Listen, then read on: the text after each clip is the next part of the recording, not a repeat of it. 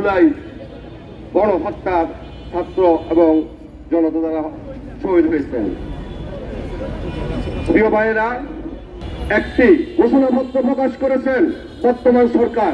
এই ঘোষণাপত্র বাংলাদেশের কোন বুদ্ধিজীবী অথবা প্র্যাকটিশনার তৈরি হয়নি। আমরা এটা স্পষ্ট বলতে পারবো, এই ঘোষণাপত্র ভারতের প্র্যাকটিশনার তৈরি করা হয়েছে।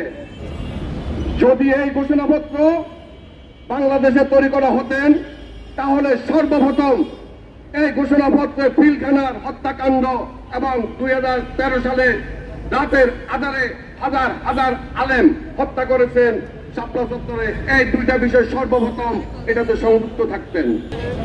প্রিয় ভাইয়েরা, 2009 সালে পিলখানাতে একটা পরিকল্পিত হত্যাকাণ্ড করেছিল।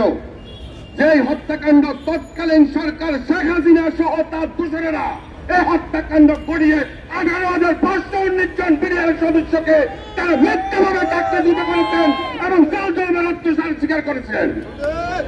এবং এখনো পর্যন্ত আমাদের অনেক ভাই বিনা অপরাধে কারাগারে বন্দী অবস্থায় আছেন। আমরা স্পষ্টভাবে জানাতে চাচ্ছি, আমাদের কারা বন্দী ভাইদেরকে অতি তাড়াতাড়ি যেন কারাগার থেকে মুক্তি দেওয়া হয় এবং তার সাথে সাথে 18,519 জন পিডিআর সদস্যকে যেন চাকরিতে পুনর্বহাল করা হয়। এই বিষয়গুলো সম্পূর্ণ ঘোষণাপত্রে আসতে হবে। আর যদি এই বিষয়গুলো ঘোষণাপত্রে না আসেন, আমরা ঘোষণাপত্রের বিরোধিতা করতেছি না, আমরা ঘোষণাপত্রের সাথে আমাদের বিষয়গুলো সম্পূর্ণ সংযুক্ত করার জন্য অনুরোধ করছি।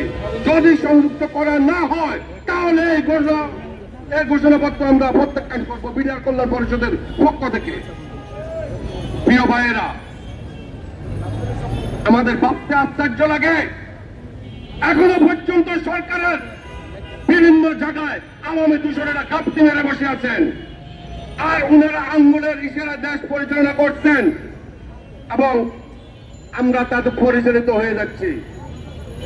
আমরা স্পষ্টভাবে বলতে চাচ্ছি, এই ঘোষণাপত্রে পিলখানার হত্যাকাণ্ড এবং শাপলা চত্বর 47 এবং 18 কোটা সংস্কার আন্দোলন প্রত্যেক বিষয়গুলো এই ঘোষণাপত্রে সংযুক্ত করতে হবে।